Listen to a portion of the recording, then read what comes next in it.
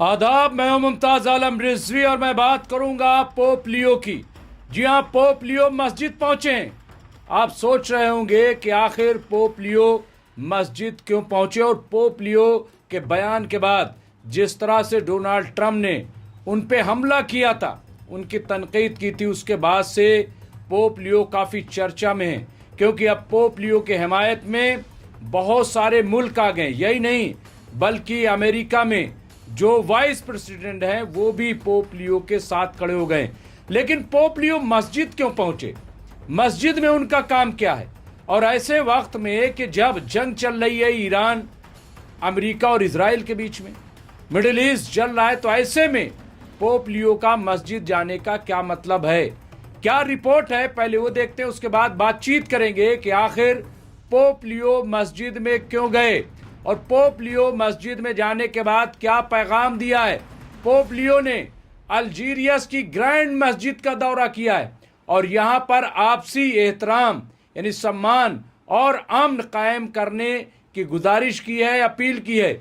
यहाँ पर उन्होंने गोल्डन बुक पर साइन किया और बड़ी मस्जिद में खुले तौर पर वेटिकन इस्लाम का महागठबंधन बनाया। ये देखिए, वेटिकन इस्लाम का महागठबंधन, जी हाँ, अजीम इत्तेहाद ये बनाया है। ये बहुत बड़ी बात है और मैं समझता हूं कि इस वक्त कि जब दुनिया दो हिस्सों में तकसीम होने के दहाने पे है और जायनिस्ट जो है वो खुल्लम खुल्ला लोगों को मार रहे हैं, ऐसे में वेटिकन इस्लाम का महागठबंधन क्या माने रखता है। लेकिन ये रिपोर्ट है, यानी दोनों धर्मों मुस्लिम और ईसाई के लोग पोप आपस में मिलजुल कर रहें, ये उनका कहना है कि आपस में मिलजुल करके रहें, भाईचारा कायम करें, ईसाई और मुस्लिम जो हैं, साथ ही अमन और ताउन जो है यानी शांति और सहयोग पर जोर दें, ये वक्त की जरूरत है, उन्होंने कहा है।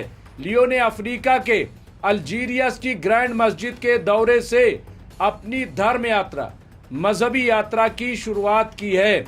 यहाँ पर उन्होंने इस मकाम के आध्यात्मिक महत्व को, जी हाँ, मजहबी जो उसका इक़दार है, उसकी अहमियत है, उसको दुनिया के सामने पेश किया है। पोप ने कुछ देर वहाँ पे मौन रहकर, यानी थोड़ी देर के लिए पोप ने खामोशी इख्तियार की और ध्यान और वहाँ पे वक्त गुजारा मस्जिद के अंदर।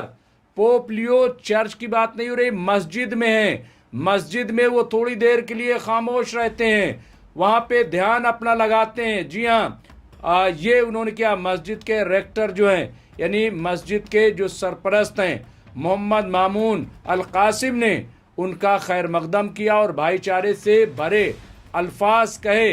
इस पर पोप ने कहा कि मैं इस दौरे के दौरान आपके इन ख्यालात और इन अहम अल्फाज के लिए आपका शुक्रिया अदा करता हूँ। ये आप देखिए, ये बहुत बड़ी बात है और मैं फिर कह रहा हूँ, ये बयानात, ये इत्तेहाद ईसाई और मुस्लिम का ऐसे वक्त में है कि जब एक बड़ी जंग छिड़ी हुई है।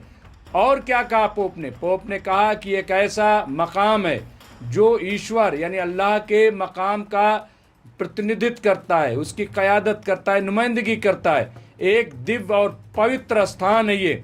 यहाँ अनेक लोग आकर प्रार्थना करते हैं, नमाज पढ़ते हैं, साथ ही वो अपनी ज़िंदगी में परमेश्वर यानी अल्लाह की मौजूदगी का अनुभव करते हैं कि हाँ, अल्लाह है। जब कोई मस्जिद जाता है तो जाहिर सी बात है, अल्लाह अकबर का क्या मतलब है कि अल्लाह ही सबसे बड़ा है, और फिर वो अल्लाह के आगे अपना सर झुका देता है और इस ख्याल से सर झुकाता है कि अल्लाह मौजूद है और हम अल्लाह के मानने वाले हैं। कुर्बतन लिल्लाह ये नियत करता है, यानी अल्लाह से कुर्बत हासिल हो जाए, कुर्बत हासिल करना जाहिर बात है, यानी उसके वजूद का इकरार, जिसका जिक्र जो है पोप लियो करते हैं कि जब कोई इस मकाम पे आता है, इस मस्जिद में आता है, तो वो अल्लाह होने, उसकी मौजूदगी का अनुभव करता है, तजर्बा करता है। यहाँ पे पोप लियो ने हिप्पो के ऑक्सटीन के माध्यम से इस देश के साथ अपने व्यक्तिगत जुड़ाव को भी याद किया। पोप ने अल्जीरिया को कहा कि ये मेरे आध्यात्मिक पिता की भूमि है। उन्होंने अपने संबोधन के मुख्य विषयों पर भी बात की। उन्होंने सत्य की यानी सच की खोज, हर इंसान की गरिमा को पहचानना कि उसके क्या कद्र है, कद्र कीमत को, इंसान की कद्र कीमत को पहचानना और अमन कायम करने की साझा जिम्मेदारी बताया है कि ये किसी एक की जिम्मेदारी नहीं है, बल्कि ये मुस्लिम की भी है, ईसाई की भी है और दूसरे मज़ाहिब की है। जब तक सब मिल करके जमा नहीं होंगे, साथ बैठेंगे नहीं, तब तक एकता नहीं आ सकती, तब तक अमन नहीं आ सकता। इसलिए ये सब की जिम्मेदारी है कि वो इसके लिए काम करें।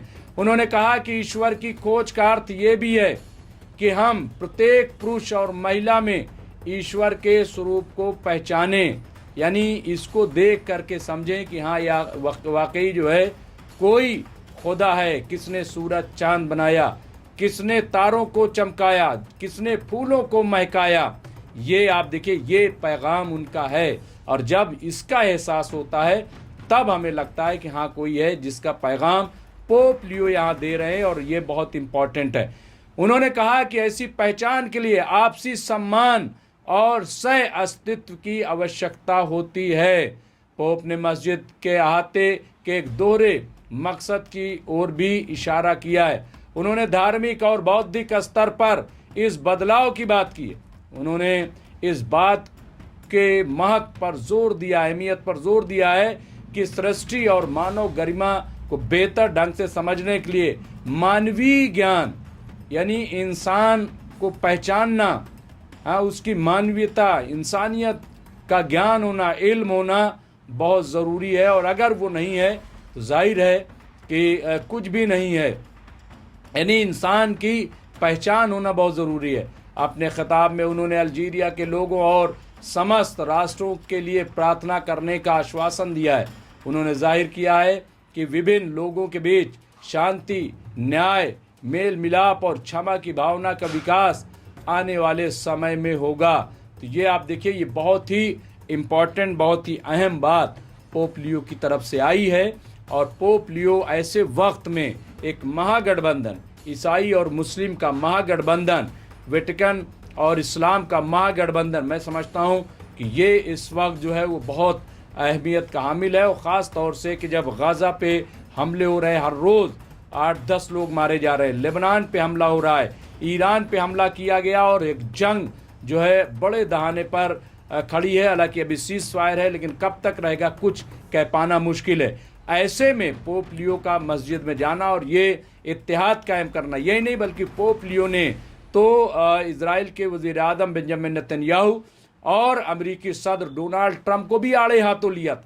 उन्होंने कहा कि ये जो कुछ हो रहा है इस वक्त, इसके लिए सीधे सीधे यही दोनों जिम्मेदार हैं। उसके बाद तो एक हंगामा समझ गया था और डोनाल्ड ट्रंप ने उनकी तौहीन की थी पोप लियो की, जिसके बाद ईसाई बरादरी में बहुत ज़्यादा नाराज़गी थी, बहुत ज़्यादा। और उन्होंने, लोगों ने कहा, मुल्क के बड़े बड़े सरबराहान ने कहा कि हम इस चीज़ को बर्दाश्त नहीं करेंगे कि कोई पोप लियो की तौहीन करे।